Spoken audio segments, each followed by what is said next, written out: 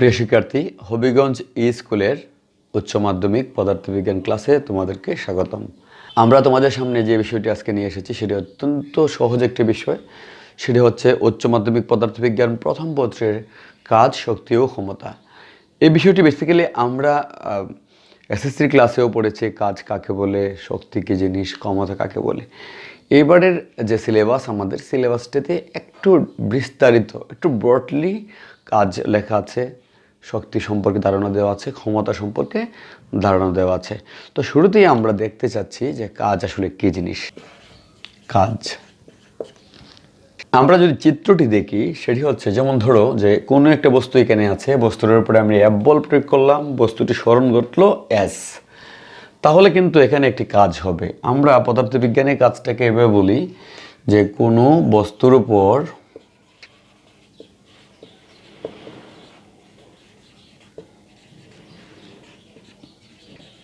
বল প্রয়োগের ফলে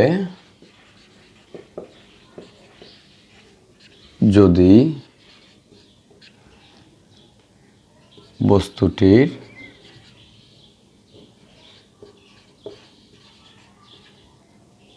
বলের প্রয়োগ বিন্দুর সরণ ঘটে, তাহলে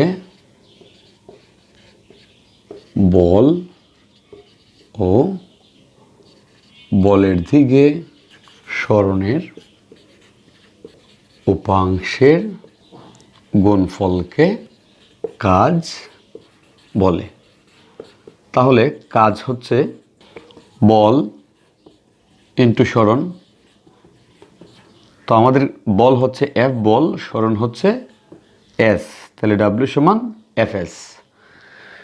এটি আসলে ধ্রুব বলের জন্য কাজ, এটি আসলে ধ্রুব বলের জন্য কাজ। এখন আমরা এই চিত্রে যা দেখেছি, যেদিকে বল প্রয়োগ করা হয়েছে বস্তুটি সরণ সেদিকে ঘটেছে, কিন্তু হতে পারে যে আমরা যেদিকে বল প্রয়োগ করলাম বস্তুটি সরণ সেদিকে ঘটলো না, তখন কি আসলে আমরা কাজ বের করতে পারবো না? অবশ্যই বের করতে পারবো। এখন আমরা দেখব বল প্রয়োগের ফলে যদি বস্তুটির বলের প্রয়োগ বিন্দুর বলের দিকে সরণ না ঘটে, অন্য কোনো দিকে যদি সরণ ঘটে, তাহলে কিভাবে কাজটাকে বের করা যায়। তাহলে দেখো যে ধরো আমরা এইখানে একটা বস্তু নিলাম, এই হচ্ছে আমার একটা বস্তু, বস্তুর উপরে এই রেখা বরাবর বল প্রয়োগ করা হয়েছে, এই রেখা বরাবর বল প্রয়োগ করা হলো, বস্তুটির সরণ ঘটলো আসলে এই দিকে, এখানে চলে আসলো, তাহলে তার সরণ হলো এস, কিন্তু বলের প্রয়োগ বিন্দুর দিক কিন্তু এই দিক। এখন আমরা এখান থেকে যদি একটু লম্ব আঁকি, তাহলে এতটুকু যে জায়গা, এটাকে আমরা বলি বলের দিকে সরণের উপাংশ, বলের দিকে সরণের উপাংশ। তো আমাদের বস্তুটি সরণের ক্ষেত্রে বলের দিকের সাথে যে কোণ তৈরি করলো সেটি হচ্ছে থিটা কোণ। এখন যদি আমরা এটাকে বলি যে এ বিন্দু, এটাকে যদি আমরা বি বিন্দু বলি, আর বি থেকে যে লম্ব আমরা এঁকেছি এটাকে যদি সি বলি, তাহলে আমাদের যে এসি লম্ব বিক্ষেপ, আমাদের এখানে যে এসি লম্ব বিক্ষেপ আছে ওইটাকে আমরা বের করতে পারি এইভাবে যে আমরা জানি ত্রিকোণমিতির যে সূত্র আছে কস থিটা সমান আমরা জানি ভূমি বাই অতিভুজ। আমাদের ভূমিটা হচ্ছে এসি, অতিভুজ হচ্ছে এ বি। তো এখান থেকে অতিভুজ এসি সমান লিখতে পারি এ বি কস থিটা। তো আমার এ বির মান হচ্ছে এস আর কস থিটা হচ্ছে কস থিটা, তাহলে আমার এসি দাঁড়ালো এস কস থিটা। তো এখান থেকে যদি আমরা কাজটা বের করতে চাই তাহলে আমরা বলবো কাজ ডব্লিউ সমান বল ইন্টু বলের দিকে সরণের উপাংশ। তো বল মানে হচ্ছে এফ, বলের দিকে সরণের উপাংশ হলো আমার এস কস থিটা, তাহলে ডব্লিউ সমান কে দাঁড়ালো এফ এস কস থিটা। আবার আমরা লিখতে পারি ডব্লিউ সমান হচ্ছে এফ ডট এস কারণ এফ এবং এস, বল এবং সরণ যদি দুটি ভেক্টর হয়, তাহলে তাদের স্কেলার গুণন হচ্ছে ভেক্টর দুটির মান এবং মধ্যবর্তী কোণের কসের গুণফলের সমান। এখন আমরা দেখব বলের দ্বারা কাজ। বলের দ্বারা কাজ বা ধনাত্মক কাজ, কি বলি? ধনাত্মক কাজ। খুব সহজ জিনিস এটা। যেমন দেখো, আমরা যে সমীকরণটা পেয়েছিলাম, ডব্লিউ এর মান ছিল আমার এফ এস কস থিটা। এখন আমরা দেখতে থাকি থিটার মান কখন কখন ধনাত্মক হয়। যদি থিটার মান 0 ডিগ্রি সমান হয় অথবা বড় হয়, তাহলে 0 ডিগ্রি সমান অথবা বড়, কিন্তু কস থিটা ধনাত্মক হবে। থিটা তো হলে কি হয়? কস থিটা ধনাত্মক। তাহলে কি হবে? কাজ ধনাত্মক। এখান থেকে আমরা যদি সংজ্ঞাটা বের করতে চাই, তাহলে আমরা বলবো যে বল প্রয়োগে যদি বলের প্রয়োগ বিন্দু বলের দিকে সরে, তাহলে বলও বলের দিকে সরণের উপাংশের গুণফলকে ধনাত্মক কাজ বলে। তাহলে আমরা ধনাত্মক কাজ বুঝতে পারলাম। ধনাত্মক কাজ হয় যদি কস থিটার মান 0 অথবা 0-এর চেয়ে বড় হয়, আবার 90-এর চেয়ে ছোট হয়, তাহলে কাজটি হবে ধনাত্মক। আমরা এবার যদি বলের দ্বারা না হয়ে বিরুদ্ধে কাজ লিখতে চাই, বলের বিরুদ্ধে কাজ বা ঋণাত্মক কাজ, তো বলের বিরুদ্ধে কাজটা দেখার জন্য সেম সমীকরণ আমরা জাস্ট এবার খুঁজবো কিভাবে থিটার কতটুকু মান হওয়ার কারণে বা হলে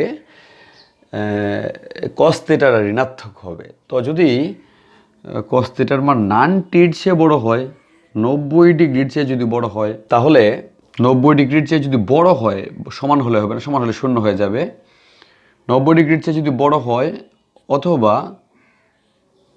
বড় হতে হতে 180 ডিগ্রির সমান যদি হয়, অথবা 180 ডিগ্রির চেয়ে ছোট যদি হয়, তাহলে আমরা কস থিটার মান পাই ঋণাত্মক। কস থিটার কি মান পাই?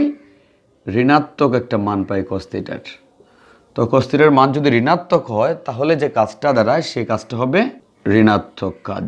সেই কাজটা কি হবে? ঋণাত্মক কাজ। যদি আমরা তার সংজ্ঞাটি লিখতে চাই, তাহলে আমরা বলবো যে বল প্রয়োগে যদি কোনো বস্তু বলের বিপরীত দিকে সরে যায়, বিপরীত দিকে সরে যায়, তাহলে সেই কাজকে আমরা কি বলি? সেই কাজকে ঋণাত্মক কাজ বলি বা বলে। আমরা এখানে কিন্তু একটা জিনিস রেখেছিলাম, থিটার মান কখনোই 90 হতে দেইনি। 90 হলে আসলে কি হবে? 90 হলে কিন্তু একটা কাজ হবে, যে কাজটা হবে শূন্য কাজ। কে কাজ হবে? শূন্য কাজ। আমরা এবার শূন্য কাজ দেখার চেষ্টা করি। শূন্য কাজ। তো আমরা যদি এবার কাজের এই সমীকরণটাই আমরা দেখি, ডব্লিউ সমান কি? ডব্লিউ সমান F into S into cos theta. যদি থিটা সমান কি হয়? থিটা 90 ডিগ্রি হয়, তাহলে কস থিটা কি হবে? তাহলে কস থিটা হবে cos 90 সমান হবে 0। তাহলে যদি তুমি এরকম বসাও, এফ এস cos 90 সমান কত হইব? 0। তাহলে কাজ কি হবে? 0। অর্থাৎ বল প্রয়োগের ফলে যদি বলের প্রয়োগ বিন্দু 90 ডিগ্রি কোণে সরে যায়, তাহলে কাজটা কি হবে? শূন্য কাজ। বল প্রয়োগের ফলে যদি বলের প্রয়োগ বিন্দুটা কি হয়? 90 ডিগ্রি কোণে সরে যায়, তাহলে কাজটা হবে শূন্য কাজ। আমরা নিশ্চয় কাজ এবং কাজের যে কয়েকটি রকম ফের আছে, সবগুলি আসলে বুঝতে পেরেছি। এখন আমাদের জানা উচিত কাজকে আসলে কি একক দ্বারা প্রকাশ করা যায়। কাজ মানে হচ্ছে বল ইন্টু সরণ। তাহলে আমাদের বলের একক হচ্ছে নিউটন, সরণের একক মিটার। তাহলে কাজের একক হচ্ছে নিউটন মিটার। নিউটন মিটার মানে হচ্ছে জুল। মিটার মানে হচ্ছে জুল। তাহলে কাজের একক হলো জুল। জুল সেটা হচ্ছে MKS পদ্ধতিতে, MKS পদ্ধতিতে। কিন্তু এই পদ্ধতি ছাড়া আরও কিছু পদ্ধতি, অপ্রচলিত কিছু পদ্ধতি কিন্তু আছে কাজের। যেমন একটি অপ্রচলিত পদ্ধতির মধ্যে একটি হচ্ছে আর্গ। কি জানি বলি আমরা, আর্গ। একটা জিনিস বুঝিয়ে দিই, বাকিগুলি তোমরা তোমাদের বইয়ের মধ্যে আরও অপ্রচলিত কিছু পদ্ধতি আছে, সেগুলি দেখার একটু চেষ্টা করবা। তো একটা পদ্ধতি আমি বুঝিয়ে দিই। আর্গকে আমরা বলি 1 আর্গ সমান 1 ডাইন ইন্টু 1 সেন্টিমিটার।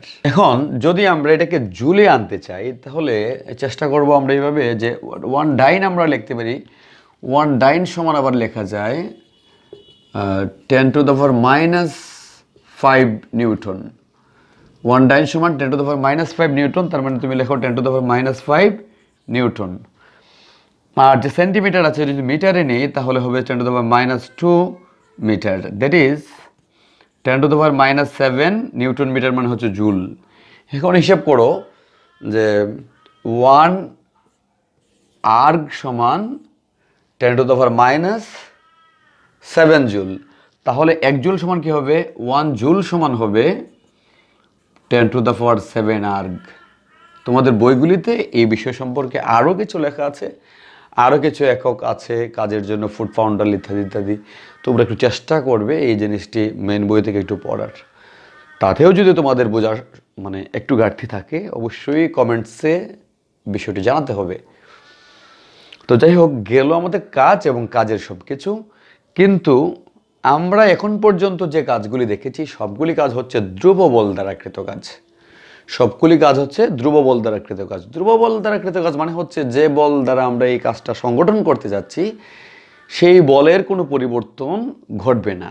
কিন্তু দেখো, যদি আমরা কোনো একটা পরিশ্রমী ব্যক্তিকে যদি বলি তুমি একটা ঠেলা গাড়ি চালাও, সেই ক্ষেত্রে দেখা যাবে যে সে কিছুক্ষণ খুব জোরে তার গাড়িটা চালাচ্ছে, তারপরেই যখন সে ক্লান্ত অথবা পরিশ্রান্ত হয়ে যাবে তখন দেখা যাবে যে সে আর সেম বলে আর মানে গাড়িটাকে চালাতে পারছে না। তাহলে বোঝা যায় যে বলটা সবসময় একই রকম থাকে না বা রাখা যায় না। কোনো একটা ডিভাইস ছাড়া, কোনো যন্ত্রর পক্ষে ছাড়া, কোনো মানুষ অথবা কোনো ব্যক্তিকে দিয়ে কাজ যদি আমরা করাতে চাই, সেক্ষেত্রে বলের মান সর্বদা সমান থাকে না, অর্থাৎ বল পরিবর্তনশীল হয়ে যায়। তাহলে আমাদের জানতে হবে পরিবর্তনশীল বল দ্বারা কৃতকাজ কীভাবে বের করা যায়। এখন আমরা যে জিনিসটি দেখব সেটা হচ্ছে পরিবর্তনশীল বল দ্বারা কৃতকাজ। এখন আসলে পরিবর্তনশীল বলটাকে আমরা কিভাবে দেখতে পারি? যেমন ধরো, যদি আমরা একটা গ্রাফ এভাবে অঙ্কন করি যে এটা হচ্ছে বলের গ্রাফ আর এটি হচ্ছে আমার সরণ, এই পাশে হলে সরণ বসাবো x অক্ষ বরাবর, y অক্ষ বরাবর যে জিনিসটা বসাবো সেটা হচ্ছে বল। তখন যদি আমাদের গ্রাফটা এরকম হয় যে এইভাবে একটু বেড়ে তারপরে এরকম হলো, তাহলে দেখা গেল যে বলের মান আস্তে আস্তে আস্তে আস্তে বাড়লো, তারপরে কমতে শুরু করলো।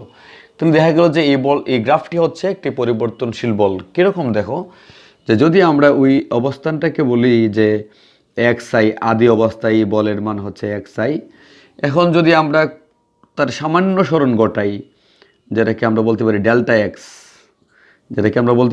এক্স, ডেল্টা এক্স সরণের কারণে দেখা গেল বলের পরিবর্তন একটু হয়ে গেল। এভাবে আরও যদি পরিবর্তনগুলি আমরা করতে থাকি, এভাবে সবগুলি পরিবর্তন যদি আমরা এভাবে ছোটো ছোটো করে করতে থাকি, একটা সময়ে সর্বশেষ যে অবস্থান সেটা XF অবস্থানে যদি চলে যায়, তাহলে কিন্তু আমরা এখান থেকেও কিন্তু কাজটা আমরা বের করতে পারি।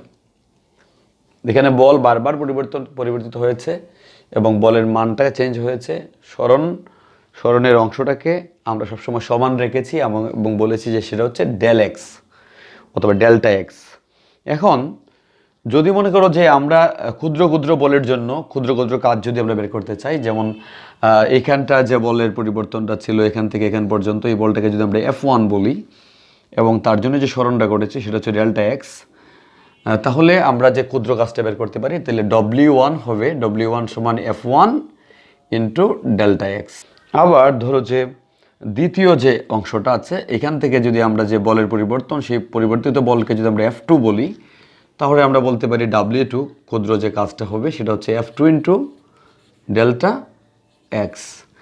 আমরা ঠিক একইভাবে মনে করলাম যে এখান পর্যন্ত আমরা গণলাম না কতটুকু কাজ হয়েছে, আমরা মনে করলাম যে n সংখ্যক পরিবর্তন আমার এখানে হয়েছে।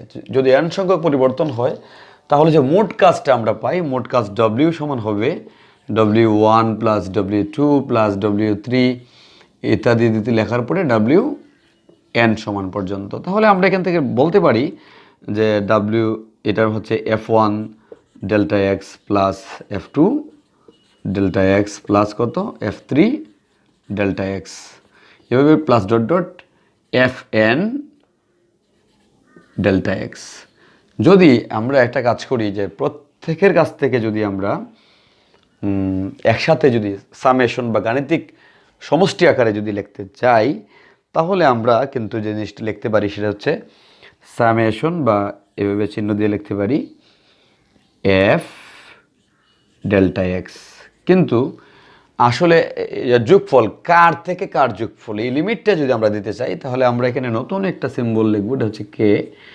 আর আমরা বলে দিলাম যে কে এর মান হচ্ছে, এর সর্বশেষ মান হচ্ছে n, আর 1 থেকে যাত্রা শুরু, মানে আমাদের এফটা যাত্রা শুরু করেছিল F1 থেকে FN পর্যন্ত। তার মানে এখানে আমরা যেহেতু এফ কে লিখেছি, কে এর প্রথম মান হবে লয়ার যে লিমিট সেটা হচ্ছে 1, আর আপার লিমিট সর্বশেষ যে মান হচ্ছে এটা হচ্ছে kn। তাহলে আমরা মোট কাজকে এভাবে লিখতে পারি summation 1 to n fk delta x. এই ডেল্টা এক্স যদি ডেল্টা এক্সটা যদি খুব ক্ষুদ্র হয়, ডেল্টা এক্স খুব ক্ষুদ্র হলে, খুব ক্ষুদ্র যদি হয় তাহলে আমরা কি লিখতে পারি, তাহলে লিখতে পারি সমান চিহ্ন দিয়ে limit of delta x tends to zero, একদম শূন্যের কাছাকাছি।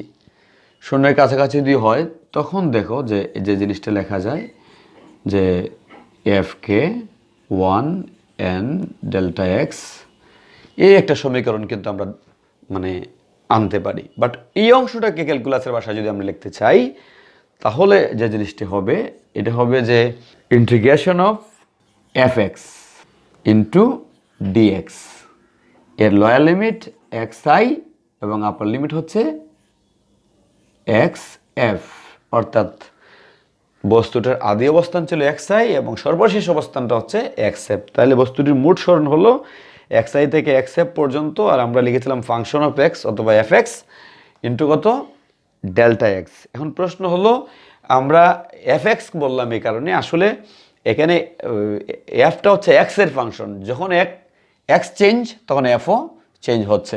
সুতরাং আমরা বলতে পারি এটা fটা হচ্ছে x এর ফাংশন, x যদি পরিবর্তিত হয় তাহলে অবশ্যই কিন্তু আস্তে আস্তে fটাও পরিবর্তিত হয়ে যাবে। এজন্য আমরা লিখলাম সমান চিহ্ন দিয়ে যে এর লোয়ার লিমিট হচ্ছে xi এবং আপার লিমিট হচ্ছে xf এবং fx ডেল্টা এক্স। এভাবেই কিন্তু আমরা মানে একটা পরিবর্তনশীল বল দ্বারা কৃতকাজের পরিমাণ আমরা কিন্তু বের করতে পারি। আমরা এখন পর্যন্ত পরিবর্তনশীল বল দ্বারা যেভাবে কাজ সংগঠিত হয় সেটি দেখতে পেলাম, কিন্তু কাজের আরও অনেক ক্ষেত্র আছে, যেমন স্প্রিং বল দ্বারা কিছু কাজ করা যায়, অভিকর্ষ বা মহাকর্ষ বল দ্বারাও কিছু কাজ সম্পাদিত হয়। সেই ক্ষেত্রে টোটালি একটা ভিডিওর ভিতরে সবগুলি একটা ক্লাসের মধ্যে আমরা দিতে পারবো না, দিতে গেলে দেখা যাবে যে ভিডিওটা অনেক বড় হয়ে গেছে। আমরা পরবর্তীতে দেখব কিভাবে মানে স্প্রিং বল দ্বারা কাজ সংগঠিত হয় এবং অভিকর্ষ অথবা মহাকর্ষ বল দ্বারা কীভাবে কাজ সংগঠিত হয়। সেই পর্যন্ত তোমরা সবাই ভালো থাকো, সবাইকে ধন্যবাদ।